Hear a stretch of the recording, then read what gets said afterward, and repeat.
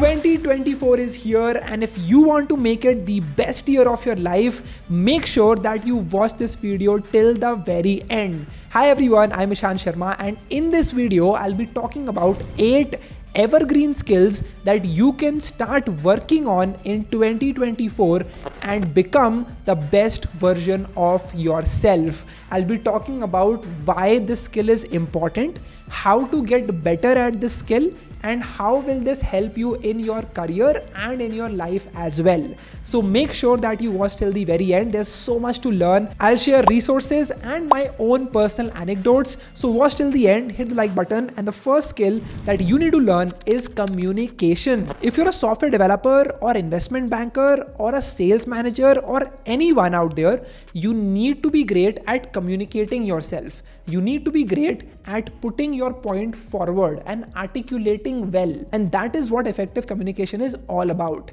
The biggest problem is in India, most people are not great at communicating effectively. I'm not talking about speaking in English or Hindi. I'm just talking about having the confidence of speaking what you want to speak in the most effective way possible to convince someone for what you want. That is what communication is all about. There are so many people who try to overcomplicate it, but this is the bare bones definition of it. But the problem is most people are shy and underconfident, and from your childhood, you were never trained to focus on communication that much, right? Even if you look into your school curriculum, it was all about rote memorization and writing and just getting the most marks as possible. The importance on communication was not as much in your school years. And because of that, when you get into your college, when you get into your career, you're just confused. You don't know how to communicate. You don't have the right words. You don't know how to frame sentences. You don't know how to speak with confidence in front of people. Now, most people have great personalities. It's just that because they suck at communication, they're never able to communicate well, and they end up having a bad first impression. Keep in mind, first impression matters, and most people are not great at mastering it. Because of which, you're just never able to have a lasting impression on anyone you talk to. That is why communication is important. But how do you get better at it? Well, here are a few things you need to do to improve your communication skills. The most important is when you're talking to someone one-on-one, you need to make the conversation interesting. Right? It's so weird, right? People talk to me and they're like, क्या कर रहे हो आजकल, क्या चल रहा है and all. That is so superficial. You need to get to the depth of it, right? And you get to the depth of it with this method called as the FORD method, F-O-R-D. F-O-R-D basically stands for family, occupation, recreation, and dreams. F-O-R-D. With this method, you can have a lot of topics to talk about, and you can connect with someone on a deeper level. Right? So whenever you're meeting someone next time, try asking them about their family, about what work are they doing. Do they find fulfillment in the work they're doing? Then you can talk about recreation. What are their hobbies? What do they like to do in their free time? You can talk to them about their dreams. What do they want to do when they grow up? What do they want to achieve? What are their milestones? What are their goals? There are so many questions you can create and have a long conversation with people, right? And you can let go of that surface level conversation and actually connect with someone on a deeper level. And you can do that with the FORD method. So try applying that next time whenever you meet someone. That is the first thing. Secondly, the way you talk communicates a lot about how are you feeling. Are you comfortable in your own skin? And I can tell that when I'm talking to you. So most people use a lot of fillers, right? They're like, okay. And they repeat phrases. And that just communicates a lack of self-confidence. That just tells that you're not as confident when you're meeting someone. Right? And that is just a negative thing. You should always avoid that. So remove fillers. That's the first thing. Number 2, take pauses. It's so crazy. People start stammering and stuttering whenever they speak because they don't take a pause. You need to understand that sometimes you need to take a moment to let someone understand what you've said, and you can do that by just taking a pause. You need to learn to modulate your voice. Right? It's so crazy. People talk about their life experiences and they just don't modulate their voice enough. They don't use the tone. Next time you meet someone, try to communicate with a modulated voice, right? So when you're talking about something emotional, something happy, actually look happy and use that modulation of your voice to communicate that happiness. When you're talking about something that was sad or you were in grief, talk about it with that depth, and that will have a better impression on anyone who's hearing you. So that's the second thing that you need to understand. Another important thing is to smile. There are so few people who actually smile when they're talking to people.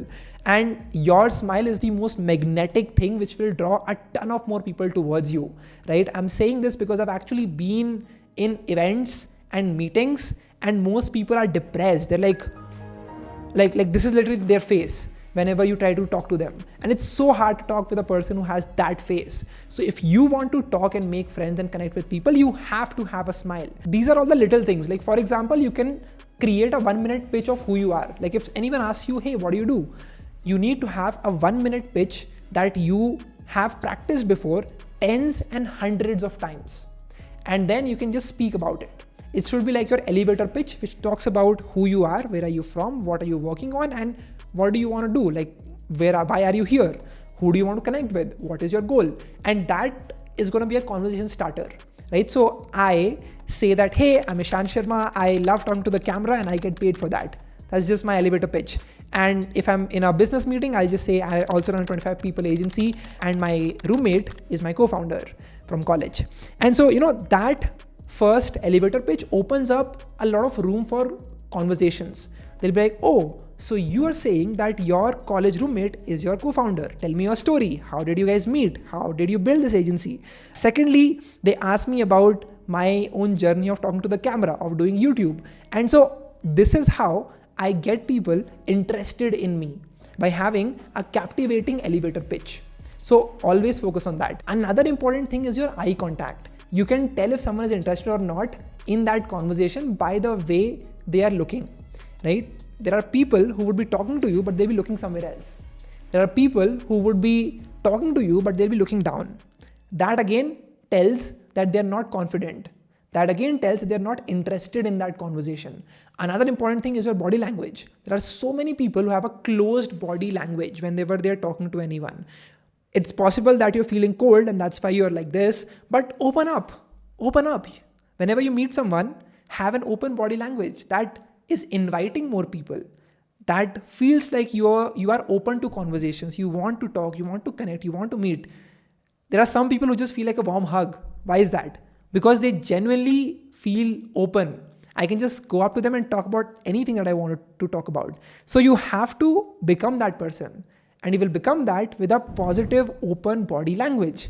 So all of these little things add up and people can immediately gauge it, right? If you're confident and if you can speak effectively by the way you present yourself, by all of these small things that I've just talked about. Again, I've made a separate video talking about communication skills, so go watch that if you have not already. But this one skill is so important. Most people suck at it, and because of that, they have negative first impressions. They're just not able to present their worth in front of someone when they are meeting them for the first time. Now, while you are communicating effectively, another important part of communication is written communication, right? So the next skill you must master is writing. It could be online writing, it could be writing to a friend, on a letter, anything. But knowing how to write effectively is just as important as communicating well. And I'll tell you this, there are so many emails I get, messages I get that I just never reply to. Why? Am I egoistic? Am I rude? No, not at all.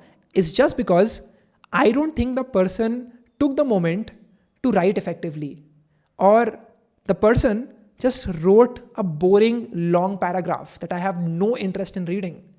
So knowing how to write effectively can literally be the difference between you landing your next big client, your next big job, or just sitting in your pajamas in your room empty-handed with no opportunities and being unemployed. I hope you understand. Knowing how to communicate effectively is a skill that you will get better at by practice. There is literally no other way. I got better at communicating because my father got me these diaries every single year, and he made it compulsory for me to fill a diary entry every single day in my school years. I literally have 7 to 8 diaries which are from 4th grade till 12th, and I've written everything that I was feeling that day. And by just that act of writing what I was feeling and talking about what happened that day, I practiced and I got better at writing. And this one skill has helped me write effective content on social media, close more clients because of my effective writing skills on calls, whenever I'm meeting someone, whenever I'm texting people on WhatsApp. All of these skills are really, really important. I have written LinkedIn posts, Twitter threads, which have garnered millions and millions of impressions. It has gotten me a ton of brands, ton of clients, recognition. And all of this was possible because I was good at communicating effectively on written, online. And that's an example of how clever writing can win hearts of millions of people and can help you build your own personal brand. So whatever it is that you want to do, knowing how to write effectively is super important. How do you get better at it? Well, first of all, you need to start practicing, and you need to also use a simple extension called as Grammarly. Not sponsored. You can use any other platform as well. It's basically an AI tool through which it can tell you how well you've written a paragraph or an email or a message. Are there any spelling mistakes? There are so many times that I am reading messages of people, they have spelling mistakes. They have these weird abbreviations, right? So they'll be like, what are you doing? They'll just write WHTR, letter R, Y, DOIN. And I'm like, you've not taken the effort to write properly. Why do you even expect me to reply? And they're not even my friend. They just writing it to me on Instagram or some other platform. And they expect me to actually reply to that message. That is insane. Don't do that. Write effectively. And again, I'm talking about this because I have seen it and I know no one replies to that. So don't be that person who does that. Use Grammarly to get rid of your spelling mistakes, of your semantic errors, get rid of any long complex words that you're using, and just write simply. Try to make your writing as short as possible. That is the sign of an effective writer. Can you condense everything into a short paragraph or just a couple of lines or 3 lines at max? If you can do that, that means that you can communicate effectively on written.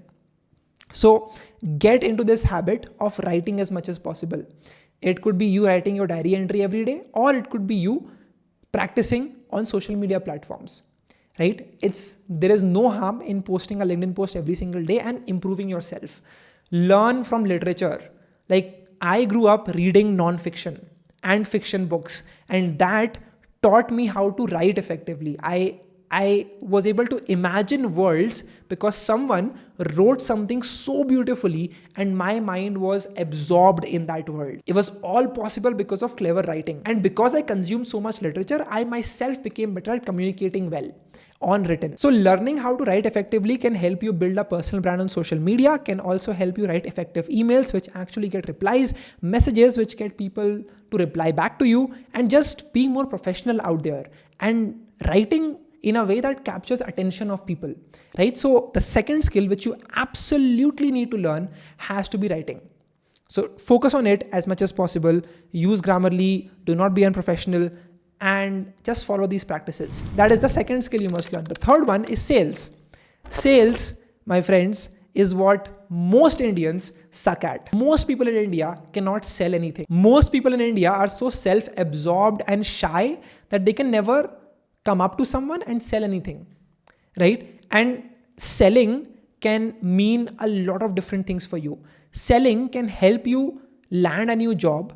It can help you sell to your client. It can help you sell yourself online. But this idea of being an effective salesman will be important for you in any domain of your life, right? You're a software developer. You will always be selling your skills to clients, to your company that you're working at, to your boss. So that is important. You are in a non-tech role. Even then, you will need to learn how to effectively sell yourself to people. So again, it's a very important skill to learn. But how do you sell? I'll give you a story. So I was meeting a SaaS founder in Mumbai and we were just talking about sales. So he was like, I sit on a sales call every single day. And I was curious. I was like, what is a great sales call and what is a bad sales call? And he was telling that the best sales calls are the ones in which he says, tell me about your problem. And the person on the other hand, the potential client, talks for the next 10 minutes about all the problems that they're facing in their company, about all the things that are going wrong for which they are looking for a solution. This, my friends, is the example of a great client, a client which desperately is looking for a solution. The worst sales calls are the ones in which he asks that, tell me about your problem. And the person is like, oh, I don't really have a problem. I'm just here to look at your demo. That is a huge red flag, because that tells you that that person isn't really interested. They're just here for the sake of it. They just want to look at your demo and then just go. So the best people to sell to are the ones who desperately need your product, who desperately need your skills, who desperately need to work with someone to fix a pain that they have. And if you can solve that, you will be able to charge and you'll be able to close a ton of clients. That is the best way to sell.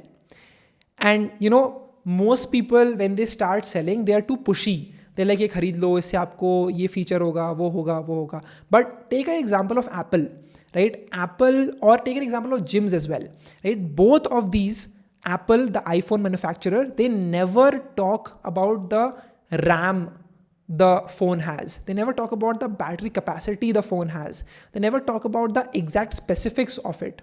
What they rather talk about is the experience you can have.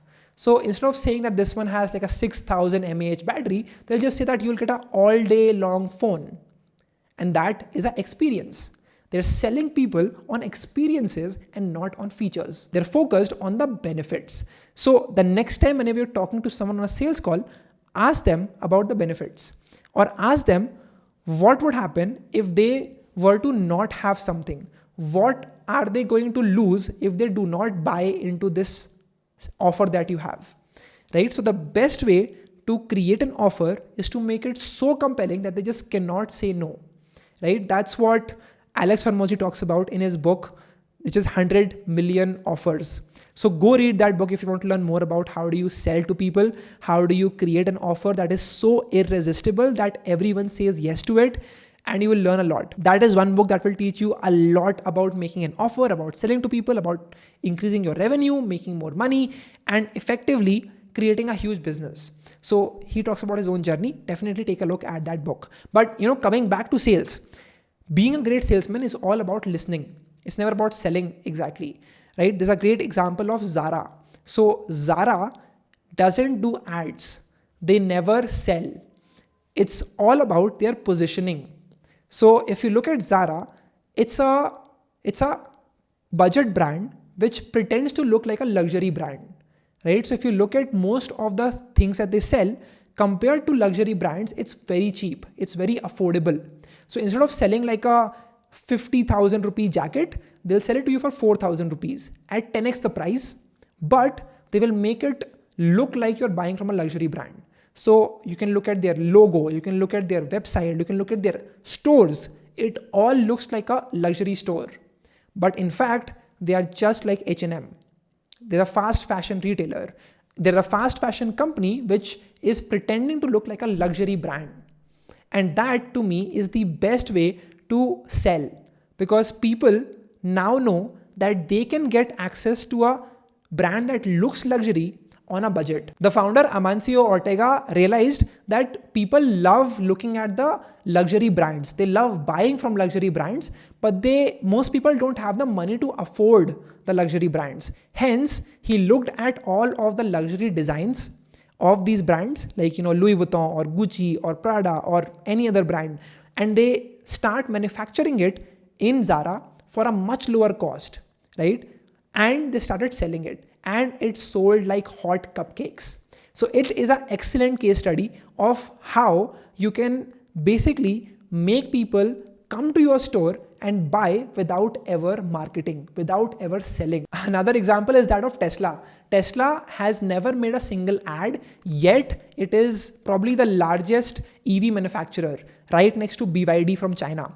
The way it achieved that was because of creating extremely high-end cars and letting the product speak for itself. So people who actually own Tesla cars would talk about it in their circles. And owning a Tesla became like a status thing. So everyone else wanted to own a Tesla as well. And that is how the word of mouth spread like wildfire. So that is an excellent case study of how do you sell effectively. Right now, you can use some of these lessons in your own career and see what happens. One more thing, whenever you want to sell to people, always focus on the 7 sins. There are 7 emotions that if you direct to, you can make a lot of money. You can sell like crazy. First one is hunger. People are starving and they're looking for food. If you can help them quench their hunger, apps like Zomato, Swiggy, Uber Eats and others work because people are hungry. And if you can solve that problem, they will pay you for it. Another example is laziness. Apps like Zepto, Blinkit and others genuinely work well because people are lazy. They don't want to go to the departmental store to get something and they would rather pay like a 15 rupee charge to get something delivered faster. Another one is anger. People love being angry, and if you can help them get angry on Reddit or on Twitter, you are solving their problem. Another one is pride. If people can own your product and they can have a sense of social status and pride, they will pay you a lot for it. Great example are all the luxury brands out there. Another example is if you can make people envious, right? So having like a blue tick or having more followers, that creates envy, that creates jealousy for a lot of people. And if you can help people get on your platform and get followers, you will be paid for it. Then you have 2 more emotions like lust and greed. So whenever you take advantage of these emotions of people, they will come and buy your product without you having to sell to them. So that is how sales actually works. It's a very important skill for you to learn in 2024. If you want to have a great career, learn to be a better salesman. So those were the first 3 skills. If you're enjoying this video so far, make sure that you hit the like button and share this video with a friend. Click a screenshot of this video and put it on social media platform like LinkedIn, Instagram, Twitter, and share that one insight that you had from watching this video. So those were the first 3 skills. Let's talk about the 4th one. And my friend, this one is documenting. I think so many of us go through so many experiences, but we are very poor at retaining those experiences, right? This is the problem why you're saying, right, that आजकल लगता है कि बहुत जल्दी दिन बीत जाता है, बहुत जल्दी time runs faster, you feel. And that is happening because you're not taking the time to document how you're feeling, right? And it's a skill that you need to get better at with time. With writing, you get better at documenting. And when you document, you can retain your experiences, your learning, your feelings better on a piece of paper. Now you can do it on a notebook. I personally like to do it on an app. I use Notion. Again, this is not sponsored. You can basically go there and you can create a brain dump. What is brain dump? It's basically when you create a simple page and you just write down what are you feeling. What are your feelings? What are your experiences? What are your learnings for the day? Just do a simple brain dump of it at the end of the day. And you can look back at it after every 14 days and see how are you progressing forward, right? Most of us are so caught up in the day-to-day activities that we are never able to look farther, like what are you going to look like in the next 6 months, in the next 1 year, 2 years? What are your 5-year goals?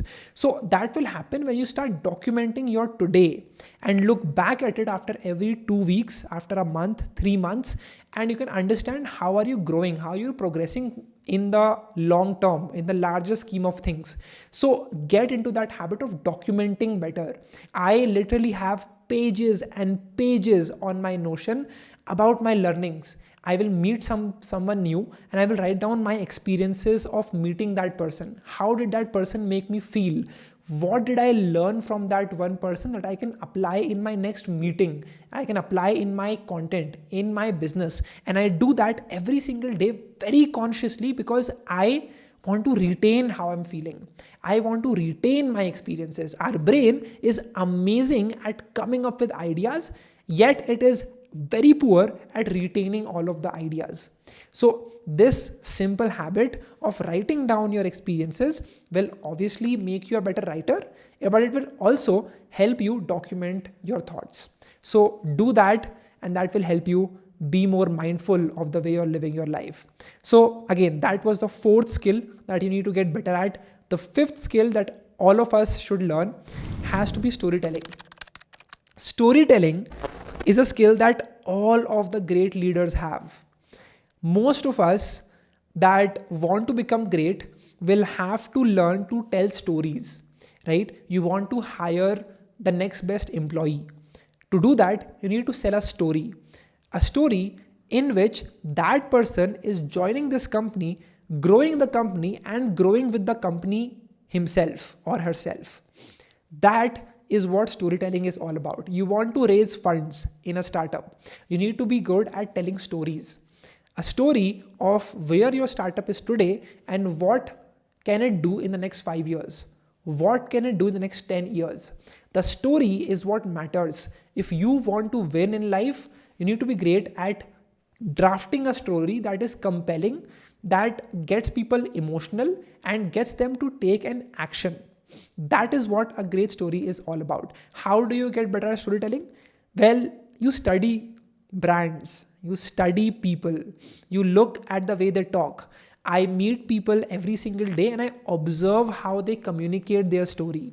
I observe how are they creating hooks, how are they having climaxes, what is the payoff at the end of their story. I am observing all of that. From what I can tell you, there's a book called as The Science of Storytelling by Will Storr, and that I think is a great starting point for you to understand with examples what a great story is all about, right? The more movies you watch, I am always looking at how a movie introduces a character, how that character advances, how a character goes through change, and how do they develop as the story progresses. You look at any great founder, right? Take example of Adam Newman. Not a great example, but he told himself a story of who he wants to become, and it hence became his self-fulfilling prophecy, right? Steve Jobs had a story of what he wants to do in the world, right? Any person who has made it big told himself a story of what he wants to do and where he wants to go. And that is what helped him get there. So if you're ever thinking about effective storytelling, you need to look at examples, read books, look at cinema, observe carefully and learn from it all.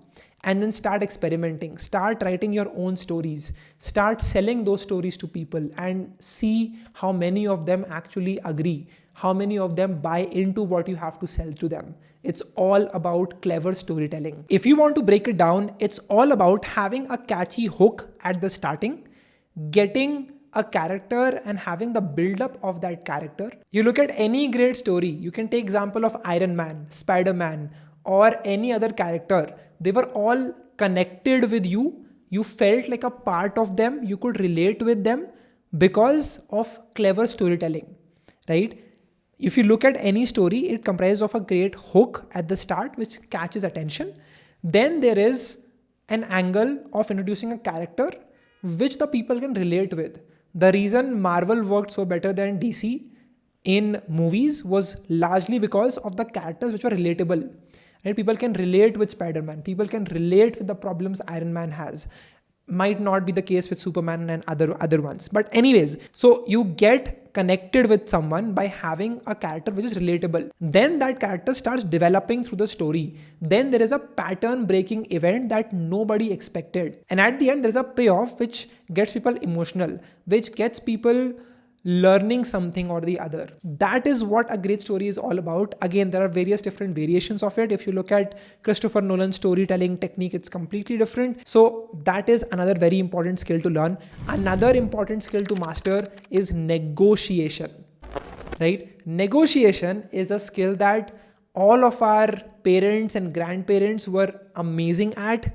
But lately, as we are going into adulthood, we don't know how to negotiate very well because we are mostly interacting with applications for everything. Instead of meeting a vendor selling vegetables or any other thing, we are interacting with applications like Blinkit, Zepto, Zomato or other applications. And hence our ability to negotiate is going down. Like we don't practice it. And because of that, we don't know how to negotiate at all, right? But negotiating is very important. It can literally help you save more money. It can help you win more often. It can help you get promoted. It can help you make more money from the clients that you're working with as a freelancer. Overall, it's just a very important life skill to have. Most people never pay attention to it. And let me tell you, I have faced situations in which I have lost lakhs and lakhs of money just because I was not great at communicating and I was not great at negotiating with people. So the way it happens is, there is a book called as Never Split the Difference by Chris Voss, which you should definitely read to learn about negotiating and how it really works. But first of all, you need to understand what is your next best alternative. When you're talking to someone and you're negotiating on price or any other term, what is your second option? Do you have an alternative or not? If you have, that is a great thing because then you can say no and yet you can go to the next best option. So that is the first and the most important point. You need to be aware of the next alternative. Secondly, there's a thing called as anchoring effect, right? What anchoring effect says is that instead of you waiting for someone to put their price, you should put your price first, right? So for example, people reach out to us for our services that we offer at MarketUp and they would ask us, how much do you charge? So instead of me asking them what is their budget, how much can they pay, I just say that we start at $3,000 a month. We started at that number of $3,000 a month. That is an anchor I've set now. Any company who wants to work with us can never lowball us, right?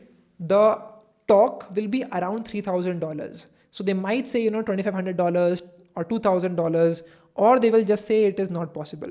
But negotiation will happen around that number. And that is what anchoring effect is all about. It is all about putting your number first and then the next person will talk around that number. That is the anchor you set for yourself. And that is a great way to negotiate better, to negotiate on your own terms. The third and the last tip I have for you is to focus on the problem and not the person, right? Like for example, you're talking to someone and they say that, oh, this thing costs 10,000 rupees. And you immediately start shouting at the person, "Itna महंगा कैसे हो सकता है? आप पैसा किसे बात कर रहे हो?" Focus on the problem. Never attack the person. You'll never win by putting someone else down. The way to win a negotiation is to focus on getting to a fair price for something that you want to buy and not attacking the person who's selling it. Because people are emotional, and the moment you go up to them, the moment you make it personal, they will get personal with you and they will get emotional with you. And hence you will never actually get to negotiate well with them. There are two more skills left to talk about, and the first one among those is personal branding. Now, personal branding is a skill that once you have it, once you've built a personal brand for yourself, it can get you unlimited opportunities. Imagine a career in which you wake up, look at your email, get 5 different emails on that day about people wanting to work with you, and you choosing to work with the person who pays you the most for the least effort that you have to put in, right? That might sound like a dream, but that's actually reality of hundreds of people in India and abroad who have built their personal brand. Personal brand is not about being some influencer or, trying to be a creator. It's just about having an expertise over something and sharing content around that so that people realize that you're an expert for that. That is personal branding in short. Instead of you being in a job that you hate and you're not able to find another job because your resume is not attractive, you are showcasing your skills and you are being discoverable in front of people, and hence you are getting opportunities. because you are out there in front of the recruiters. The best platform to start building a personal brand is LinkedIn, it is Instagram, it is Twitter. Depending on the content you want to create, there is a specific platform for it. I've made an entire in-depth video talking about personal branding. So if you are interested into it, check out this video or the link in the description to learn more about personal branding. But the basics of it is all about finding what are your expertise, like what can you talk about all day long for free because it's fun. What are your interests, right? For some people it might be design, for you it might be tech, or maybe you're interested into movies or TV shows. Whatever it is, write it down. That will become your content pillar. The next step then is to create content underneath those pillars. So then you can write certain keywords into design, right? Maybe it could be writing about Adobe Photoshop. Then you can talk about AI for design. Then there are various different topics you can create, and underneath each topic you can have multiple different content pieces that you can start creating. That is an efficient way to write content and post content, and hence build your personal brand. Believe me, it's the one thing that has got me everything in life so far, because I was discoverable. I got all the opportunities because I was out there in front of people. And if you don't have a personal brand in 2024, you'll just not get the best opportunities. You'll find yourself stuck. You'll find yourself not growing as much as you could have if you had built a personal brand of yourself. It's all about learning in public and just portraying yourself as a expert in that field. So that is what personal branding is all about. Again, watch that video to learn more about personal branding as a skill. The last skill that you need to learn in 2024 has to be personal finance. I have so many of my friends who make truckloads of money, and because of lifestyle upgradation, they have zero money left at the end of the month. That might sound crazy, but that is literally how people are living their life every single month. They get so used to getting money credited at the end of the month that they start spending all of that on random things, on clothes, on luxury brands, on these material purchases, like even a better car. There is a point at which you need to buy all of this, but after that point, it just becomes pointless. Like, how would buying another BMW or Audi help you when you already have one? Right? I hope you understand what I'm talking about here. You will get to a point like that if you are following me, if you are working on yourself. There will be a point in which that point will come. But talking about today, right? How do you budget? How do you personal finance? Well, I recently visited Japan, and from that country, the biggest thing I learned is their budgeting skills. The Japanese are known for their budgeting and saving abilities. They are the best people to talk to if you want to save money and you want to live on a budget. They do it with this old Japanese technique called as kakibu. Now, this is basically a method in which you don't have to do something complex. You just take a piece of paper, you create multiple columns, and you literally document everything that you've bought, and you put it into the needs, wants, and the savings category, right? And you just do that every single time you buy something. At the end of the month, you review everything and you see how much of your salary was in savings, how much of it was in wants, and then in needs. And when you do that, you will yourself realize where are you spending that money. So again, I think personal finance is a very important discipline that you must have as you are getting money for the first time as an adult, as you start in your career. You need to be wary of where your money is going, right? And Kakibu is a great way to do that. Another thing you can do is to start having SIPs, right? Now, depending on your risk level, you can go with different type of SIPs and you can stay consistent with it. Again, that is investment. If you want to learn more about investment, I've made a separate video, which is a 1 hour long video all about investing. Go watch that if you have not already. It's a very old video, but it is still relevant to this date.